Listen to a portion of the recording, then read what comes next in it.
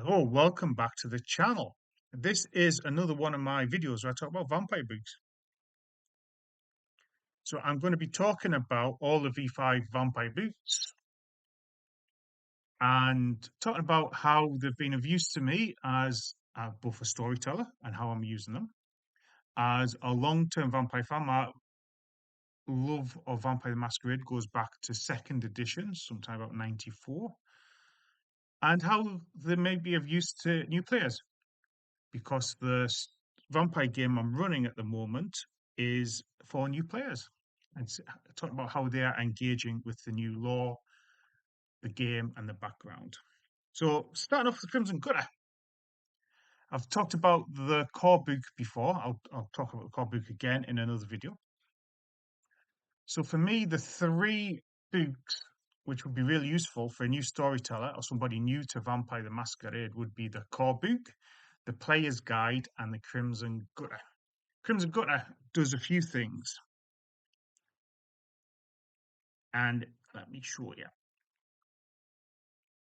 It's setting a background for a city, and it's not setting any city, so it's not like taking Chicago by night.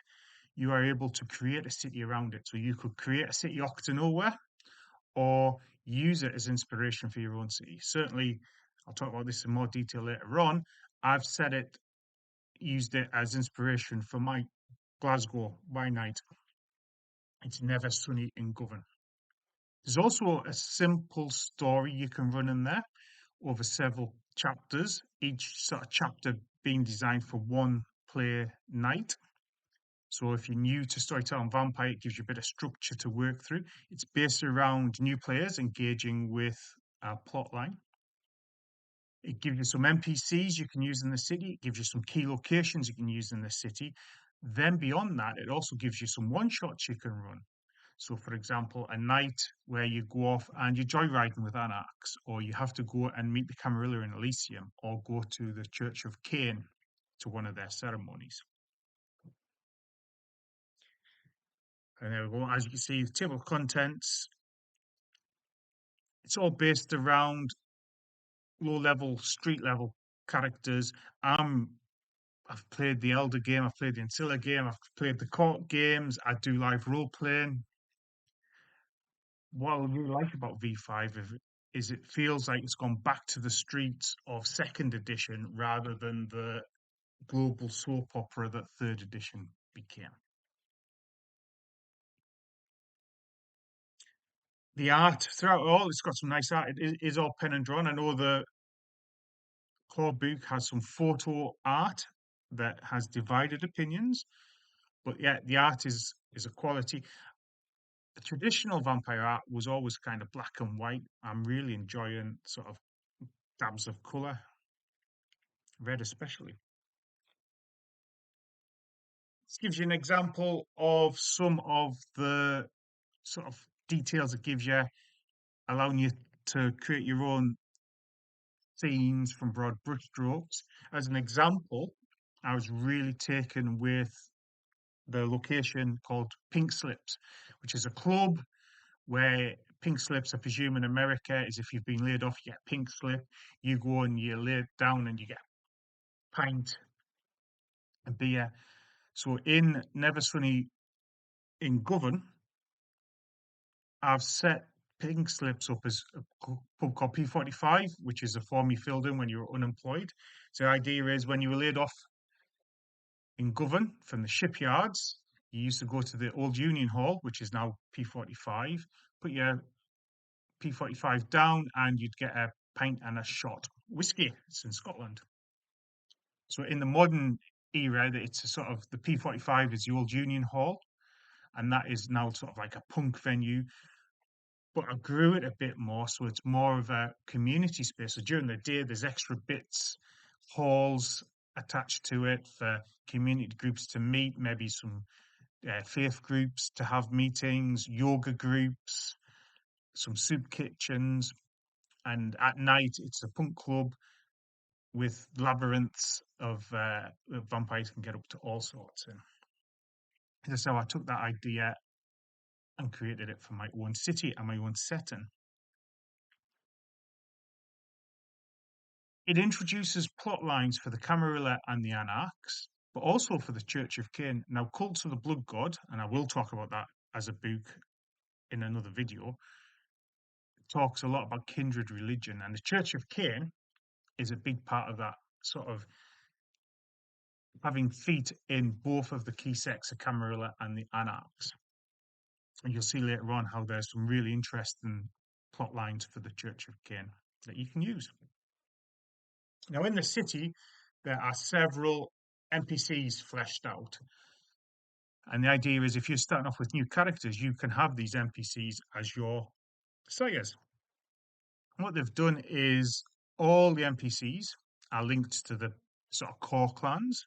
However, if you're using the extended clans from the player's guide, it will say, well, this character is a Tremere, but if you're using the extended clans, that could be a La Sombra. And that's what's happened with one of my players who's played a La Sombra. We have a Nosferatu, a Gangrel, a Malkavian, and a La Sombra.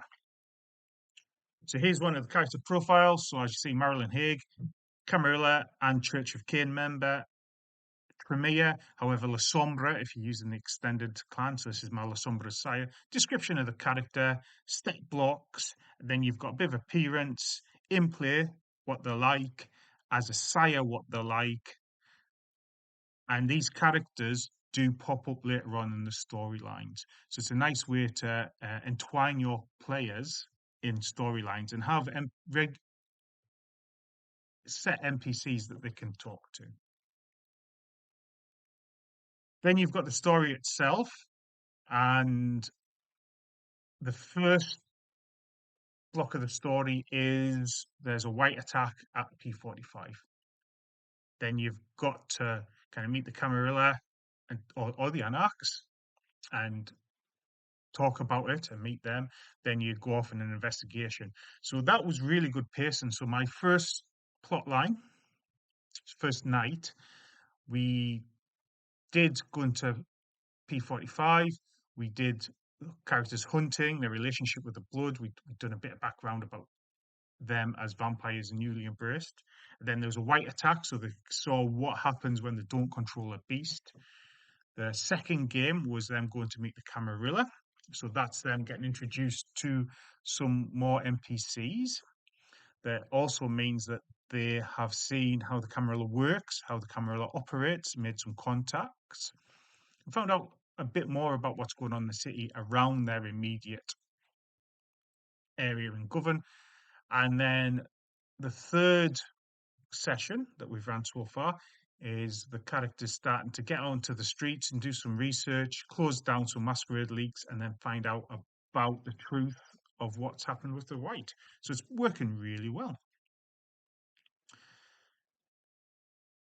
And again, you showing off the art throughout it all. Like I say, I'm really happy with the art, really happy with the production of V5 books. Once you've got that storyline out the way, you've got other scenes that you can throw in as you want. Now, maybe you're not running the main story out, maybe you're not using this as your city, but these are still great scenes for you to run as a storyteller. So the Free and the Bold, this is the Anarch one. I think it's 3 or 4 different Anarch plot lines. And they're based around sort of a scene, as you'll see here. This is going on a joyride with the Anarchs. That classic sort of Lost Boys where they're on the bikes and they're egging each other on to do more and dangerous things. Other thing with this as well is they're often adding sort of mechanics to it, risk and reward playoffs. And like I say, maybe you were just wanting something different to run in your game, you could jump into this and pull one out. So Anarchs, Camarilla setting, and then there's a Church of Cain setting. And this is really interesting because it gives you some interactions you can have with the Church of Cain, up to and including going to visit one of their midnight sermons. Then towards the back, you've got Appendix 1, which are feeding complications.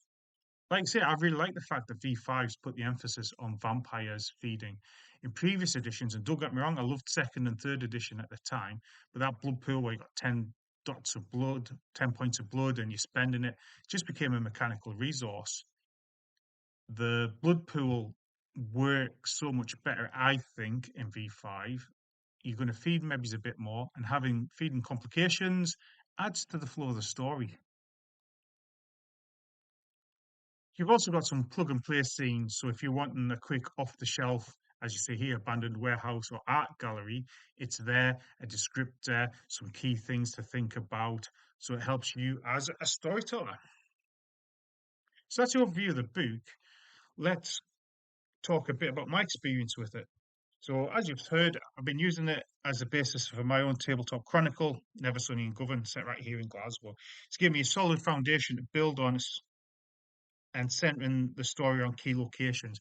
Previously, I'd created probably overblown cities during lockdown. I ran It's Never Sunny in Philadelphia, and it was great fun learning about a city. But this allows me to be a bit more organic with my city, grow it out of locations, find out where the players want to go and create those locations alongside the players. Like I say, the Chronicles opening arc, I've been able to build up from very personal to society, then back to the streets.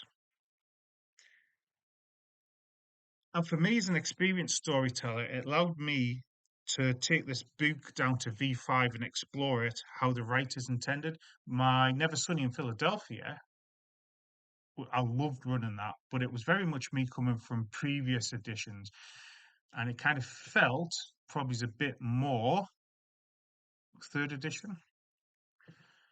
Whereas this, I felt I've been able to get down low with the streets, make it a bit more real, explore the real kind of personal effects of the embrace.